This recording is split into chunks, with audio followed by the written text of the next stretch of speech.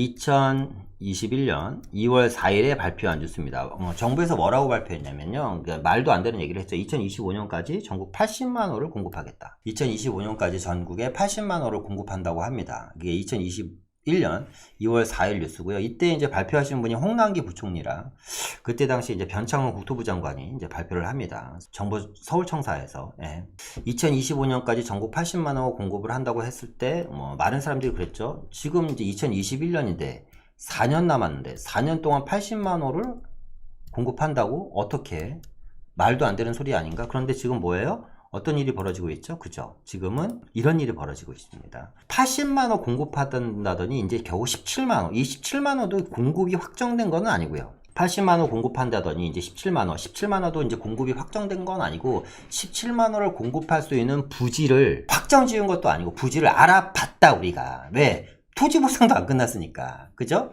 그러니까 뭐냐면 이제 부주택자들 입장에서는 상당히 이제 여러 가지 불편하고 부담스럽죠. 앞서 얘기했던 것처럼 일단은 아파트를 지을 수 있는 부지 확보도 안 돼 있고 인플레이션으로 인해서 통화량의 증가로 인해서 내가 갖고 있는 현금의 가치는 계속해서 떨어지고 그러니까 부지 확보가 안 됐으니까 결론적으로는 공급은 없다라는 겁니다. 어떻게 최소 5년부터 최고 10년간 그러면 어떻게 임대 가격은 계속해서 오를 거 아닙니까? 그죠? 그러니까 당연히 패닉 바잉에 대한 우려의 목소리가 나오죠. 자, 수도권 11만호 신규 택지 공급이 이제 하반기로 이제 연기됐죠. 이사대책 발표 후 확보한 물량은 지금 17만 7천 호 정도밖에 안 됩니다. 그러니까 이유가 뭔지 보니까 대규모 주택 공급이 가능한 수도권 신규 공공택지 발표가 하반기로 연기되면서 정부가 이사대책에서 발표한 83만 호는 사실상 제가 봤을 때 먹구름이 아니라 물 건너 갔다. 이제 거의 불가능하다. 그러니까 뭐냐면 수도권의 아파트가 들어갈 자리가 없다.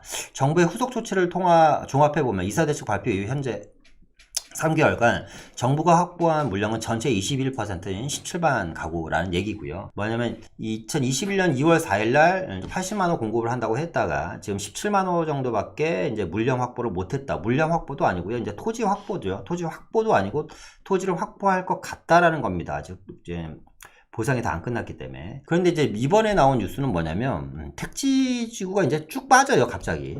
그러니까 택지지구에 대한 공급이 빠지고 뭐냐? 그러니까 문제 이제 핵심은 이겁니다. 수도권이 힘들 것 같아. 공급이 힘들 것 같은 거예요. 공급이 힘들 것 같아서 공급을 어디로 바꾸냐? 도심으로. 도심 어디? 서울. 어떻게? 재개발로. 핵심은 이겁니다. 수도권 공급이 차질을 빚고 힘들 것 같아요, 여러분. 그래서 택지지구 공급은 빼고 어떻게 도심으로 소규모 사업지만 계속 지정을 하는 거야. 이 도심은 어딜 얘기하는 거예요? 서울. 어떻게? 소규모 재개발로. 그럼 어떤 일이 벌어져요? 안 그래도 지금 후끈 달아올라 있는 재개발의 지분 가격들이 막 오르고 재개발의 지분 가격만 오르는 게 아니라 예정지의 지분 가격들도 엄청나게 오르겠죠? 돈의 가치는 떨어지니까 1억 주고 살 수 있었던 게 이제 바로 2억 주고 사야지 되는 거야. 이런 일들이 지금 하루하루 다르게 일어나고 있는 겁니다. 보겠습니다. 2차 택지지구 지정은요, 투기조사 의혹 끝날 때까지 미룬대요. 그럼 투기조사 의혹은 언제 끝나냐? 아무도 몰라. 아무도 몰라요. 왜? 지금 이게 문제가 뭐냐면, 자, 이겁니다. 국토부는 이사대책 후보지로 수도권은 물론 지방의 택지지구 후보지를 모두 발굴해 지자체와 협의를 진행하면서 사전조사를 추진해 특정 시점은 뭐냐면 구역 지정된 전후를 얘기하는 겁니다. 거래량, 외지인, 지분거래 비중이 과하게 높아지는 정확이 확인됐다. 그러니까 뭐냐면 이게 2차, 3차 부지를 발표하고 싶은데 2차, 3차 부지를 발표하려고 하다 보니까 이게 양파가 되는 거야. 까도 안 그래도 LH, SH 직원들이 투기했네 안 했네 해서 말이 많은데 2차, 3차 부지를 지정을 하면 또 투기한 사람들이 계속해서 고무줄처럼 막 나오다 보니까 지금 구역 지정을 못하는 거예요. 지금 겁이 나서 못하는 거야. 겁이 나서. 특정 시점에 거래량이 늘어나고 외지인 지분거래 이게 다 누구 거 있어요. 이게 제가 봤을 때 일반인은 이런 사람 없어. 특정 시점에 대한민국 국민들이 어떻게 알고 지분을 쪼개고 그게 가갖고 그죠? 수십억씩 대출을 받아서 거래를 하고 이게 가능할까요? 이게 쉽지는 않을 것 같아. 후보진의 투기 가능성이 일부 확인된 상태. 후보진의 투기 가능성이 일부가 아니죠. 그냥 전부 확인됐다고 해야지. 어쨌거나 확인된 상태에서 조속한 발표보다는 철저한 조사를 제가 봤을 때 한 3년은 할 것 같다. 3년은 사실상 제가 웃자고 한 얘기고요. 이번 정권 끝날 때까지 1년 동안 투기 조사만 하면 그냥 끝나는 겁니다. 그러면 다음 정권으로 넘어가는 거야. 그러면 수도권 80만 원은 없었던 일이 돼버리겠죠. 그냥 자연스럽게. 그런데 이제 선거가 얼마 안 남으니까 어떻게 해야지 돼요? 공급은 해야지 돼. 그러면 이 공급을 해야 되는데 수도권은 이제 보니까 힘들 것 같아. 그러면 공급을 지금 가장 공급에 목말라하는 데가 어디지? 아, 서울이구나. 서울은 땅이 있나? 아, 땅이 없어. 태릉도 지금 안 될 것 같고 뭐 용산에도 좀 청년주택 짓고 싶은데 그런 것도 지금 여론이 안 좋아. 상황이 안 좋아. 그러니까 서울의 좋은 자리에는 또 임대주택 짓지 말라고 하니까 그럼 어떻게 해야 되지? 아, 재개발하자. 재개발 시간 오래 걸리는데 야. 그래서 우리는 소규모가 있잖아. 소규모 정비 사업을 하자. 그래서 소규모 정비 사업에 대한 법을 개정하면서 소규모 정비 사업도 1000세대, 2000세대씩 대규모로 지을 수 있게 하는 거예요, 이제. 아, 그런 내용입니다. 그런데 이 소규모 정비 사업이 어쩌면 한금알을 낳는 거위가 또 될 수도 있어, 투자자들한테는. 자, 그래 수도권 주택 정비 관리 지역 지정 절차를 보면요. 4월 29일 날 선도 사업 후보지를 발표하고요. 8월 달에 주위역 주민과 지자체 협의를 통해서 몇 군데가 지정될지 몰라요, 어쨌거나. 그리고 10월 달에 관리계획 수립 및 제안을 한 다음에 10월, 12월에 주민공단과 지방위원회 심의를 거쳐서 올 연말에 이제 구역 지정을 합니다. 그러니까 지금 20군데가 발표됐죠. 이 20군데가 발표된 지역은 구역 지정이 된 지역들은 아닙니다. 20군데가 발표된 지역은 구역 지정이 된 지역들은 아니에요. 한번 보겠습니다. 금천구 시흥 3동 시흥 유통단지 독특 여기 1000세대 들어갑니다. 이 금천구 시흥 3동 시흥 유통단지는 어딘지 아시는 분들 아실 거예요. 네이버 지도 보시면 이게 신안산선이 지나가고요. 시흥 유통단지 자체가 지금 저층이잖아요. 2층인가 3층짜리 오래된 창고식으로 되어 있는 데인데 이 시흥 유통단지 가 쉽게 얘기하면 대규모 복합 호텔, 업무타운이 들어가는 자리예요. 이 동쪽 지역에 보면 노후주택가가 있거든요. 이 노후주택가를 쉽게 얘기하면 재개발하겠다라는 겁니다. 1000세대. 여기는 만약에 되면 자리는 상당히 좋고 메이저 여기도 이제 시세를 끌고 갈 수 있는 자리는 좋기 때문에 시세를 끌고 갈 수 있는 대단 단지로 이제 만들어질 것 같고 금천구 뭐 시흥 4동, 시흥 5동이 있고 양천구 목 4동도 괜찮죠. 양천구 목 4동은 목동 아파트 학군을 아마 이용할 수 있을 것 같아요. 여기는 위치가 상당히 좋고 하여튼 목동 아파트 학군을 이용할 수 있는 소규모 정비사업 재개발이 되는 데인데 세대수도 뭐 80, 600세대면 나쁘지 않을 것 같습니다. 구기동 상명대 부축 지역이 있고 여기서 또 이제 관심 있는 데가 중구 신당 5동, 신당동 여기는 거의 더블 역세권, 초역세권입니다. 여기는 신당동, 신당 5동 더블 역세권, 초역세권이고 6호선, 2호선이 환승을 하는 아마 이거는 역세권 개발법 적용을 해도 고밀도 개발도 가능할 것 같아요. 여기는 무려 1200세대 정도 들어가는 게 확정된 건 아닙니다. 여러분 지금 하겠다라는 거예요. 그리고 마장동 이 마장동 여러분 빌라 투자 금액이 2, 3천, 3, 4천이었어요. 얼마 전까지. 얼마 전이라는 게 3, 4개월 전 얘기하는 겁니다. 마장동 아래 청계천 박물관 아래쪽에 지금 여기 한 820세대 거의 통으로 구역 지정을 했습니다. 지금 제가 말씀드린 자료는 국토부 홈페이지 들어가시면 다 보실 수 있는 지역이에요. 구역 지정 안까지. 중화동, 이제 중흥초등학교 동쪽, 면목동, 면목본동, 그리고 등촌동, 등촌초등학교 주변. 여기도 좀 괜찮고. 그리고 수원시 세류동. 세류동 상당히 좋죠. 남선초등학교 주변. 태평동도 좋죠. 성남시 태평동. 그러니까 성남 태평동 같은데 재개발 투자하려면 돈이 몇 억씩 들어가잖아요. 그죠? 네, 요런 지역들. 여기도 태평동도 1100세대가 들어갑니다. 성남시 중앙동 단대 5거리 지역. 여기도 위치 너무 좋잖아요. 920세대. 동두천시 생현동. 동두천은 좀 그래요. 저는 개인적으로. 좋다 나쁘다를 떠나서 시세가 반영이 안 되는 지역이라서. 부천 십정동 괜찮고. 대구 동구 용운동 성남동 용전동 여기 다 괜찮은 지역이죠. 대전은 광주 북구 중흥동 광주역 인근 여기도 상당히 괜찮은 지역이고 그러니까 서울이 거의 대부분이고요. 서울 경기가 인천이 대부분이고 지방의 대전 세 군데 광주 한 군데입니다. 이 지역이 이번에 소규모 가로주택 정비사업 후보지로 지금 선정이 된 지역들인데 여기서 신당동 같은 데 되면 뭐 대박이죠. 뭐 아파트 한 17억 18억 그냥 갈 수 있는 지역들이니까 그러니까 이런 거입니다. 관리지역 어떤 식으로 개발하냐면 여기가 지금 어디냐면 목동 있잖아요. 아까 어디에요? 그 개발 구상안인데 어디죠? 여기가 양천구 목사동 정목초등학교 인근. 여기가 정목초등학교고 요렇게 이제 여기서 요렇게 걸려서 여기가 목동 아파트 단지잖아요. 여기가 보시면 그러니까 여기를 개발하는데 보시는 것처럼 빨간색으로 표시된 데가 공공정비로 이제 아파트가 들어가는 데고요. 파란색이 이제 민간이 개발하는 거예요. 민간으로.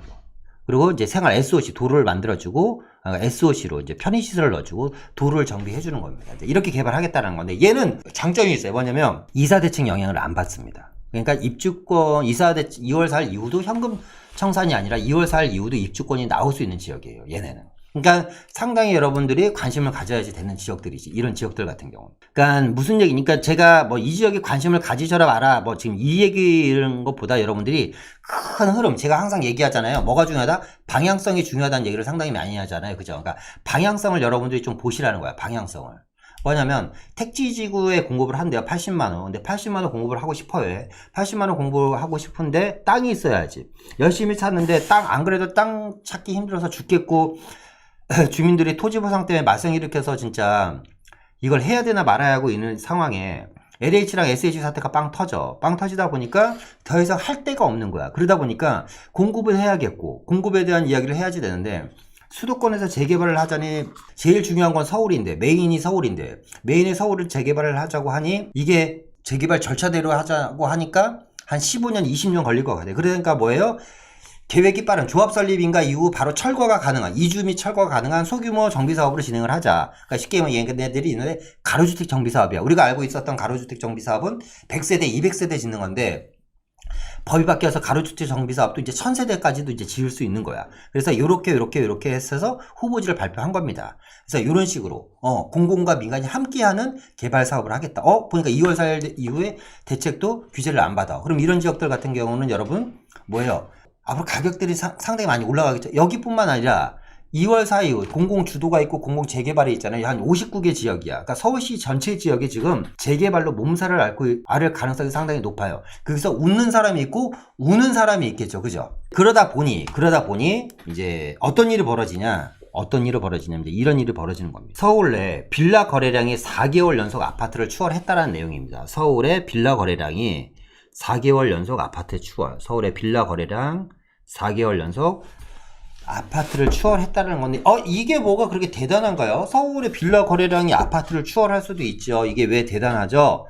라고 생각하시는 분들이 계실 것 같아서 제가 이야기를 하는 겁니다. 서울의 빌라로 불리는 연립다세대 주택의 거래량이 4개월 연속 아파트를 추월했다라는 얘기고요. 그러니까 이런 거죠. 통상 아파트 거래량은 다세대 연립주택 거래보다 두세 배까지 많았다. 그러니까 아파트랑 다세대랑 비교하면 아파트가 두세 배 이상 상당히 항상 높았다라는 겁니다. 그죠? 그런데 올 1월부터는 지난달까지 4개월 연속 거래량 역전 현상이 일어나는데 저는 이 거래량 역전 현상이 지금 4개월이 아니고요.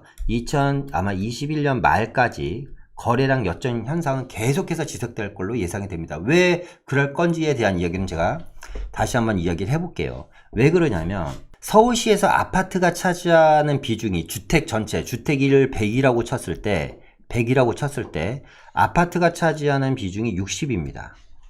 그럼 여러분들 다세대가 차지하는 비중은 몇일 것 같아요? 7 정도밖에 안 돼요. 그리고 나머지 30 정도가 단독 다가구입니다. 그러니까 100 중에서 60이 아파트고요. 다세대가 7이고 단독 다가구가 3이야. 그러면 몇 배예요? 거의 뭐 10배는 아니고 8, 9배 아파트 물량이 많잖아요. 8, 9배 물량이 큰 규모가 8, 9배도 안 되는 애가 거래량을 얘네들이 몇 배가 지금 앞섰다라는 것은 상당히 의미 있는 일입니다. 그러니까 서울의 아파트는 60세대고 다세대는 7세대인데 60세대가 거래되는 양을 제끼고 7세대가 거래되는 양이 상당히 많아졌다? 이거는 상당히 고무적이고 사실상 시장에서 시사하는 바가 상당히 엄청나게 큰 거거든요. 그러니까 왜 이런 현상이 일어나냐? 일단은 매매 가격, 전세 가격이 아파트가 추월할 수 없는 정도로 갔어요. 아까 제가 무슨 얘기를 했죠? 소득 양극화와 자산 양극화를 얘기한 거예요. 그러니까 이제 소득이 일정 이상의 소득이 안 되면 아파트는 못 사. 그러다 보니까 어디에 대체 상품으로 가야지 되는 거예요. 대체 상품. 이 대체 상품이라는 거는 뭐 단독 다세대가 될 수도 있고 오피스텔이 될 수도 있겠죠. 또 자산이 있는 사람들이 또 계속해서 자산을 사들이는 모습을 보여줘. 그러니까 아파트가 있는 사람들이 특히 저희 사무실 보면 요즘 30대에 다세대 투자 문의가 상당히 많아요. 30대의 다세대 투자 문의가. 이 사람들이 현명한 게 10년에서 15년을 보고 다세대를 살려고 하는 거예요. 10년에서 15년을 보고. 왜? 이 사람도 어쨌거나 청약통장은 안 되니까. 뭐냐면 실거주자들도 있지만 투자자들도 상당히 많이 들어오는 장이다, 여기가. 그래서 정리를 해보면 다세대 주택 거래량 증가가 높은 아파트 매매가 전세 가격으로 대체주택 선호가 상당히 많이 증가하고 있다. 그리고 재개발 초기 단계 투자 시 투자자가 상당히 많이 늘어나고 있다는 겁니다. 그러니까 서울의 웬만한 조합 설립만 돼도 피가 5, 6억 이상은 그냥 붙잖아요. 아까 뭐 장이동 같은 데도 지금 피가 7억 정도 붙어 있어요. 웬만한 지금 조합 설립 인가가 진행되는 곳, 사업이 진행되는 곳들은.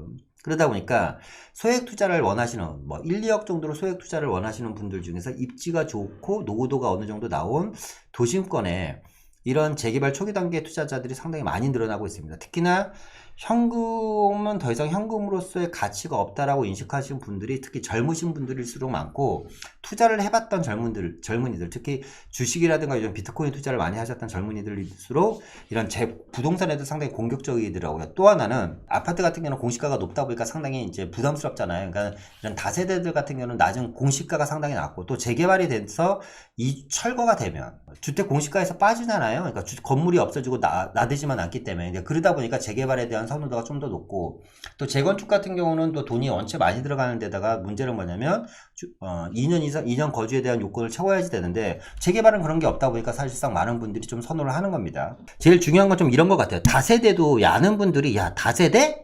그랬는데 다세대도 지금 아니면 안 된다라는 심리가 좀 팽배해요. 요즘 제가 이게 그 인터뷰를 하고 사람들을 투자하시는 분들을 만나보면, 야 다세대도 입지 좋은 곳은 지금 아니면 더 이상 안 돼! 라는 심리가 발동을 하면서 입지 좋은 곳에 다세대 재개발 예정지는 지금 매물이 품귀 현상이고 가격이 계속해서 올라가고 있다. 특히 한강변이라든가 뭐 마용성이라든가 강남권에 뭐 재개발 이야기가 오고 가고 있는 지역들이라든가, 특히 앞서 얘기했던 것처럼 이 재개발에 대한 여러 가지 규제를 계속해서 풀고 또 뭐 고도지향까지 풀어 제끼면서 도심권이라든가 이런 지역에 계속해서 공급을 좀 활성화시키려는 여러 가지 정책들이 쏟아지면서 얘네들이 지금 때하는 호황을 누리고 있는 거예요. 그런데 이 정책들이 단기간에 일회용 정책으로 끝날 것이냐, 저는 그렇지는 않다고 봐요. 왜?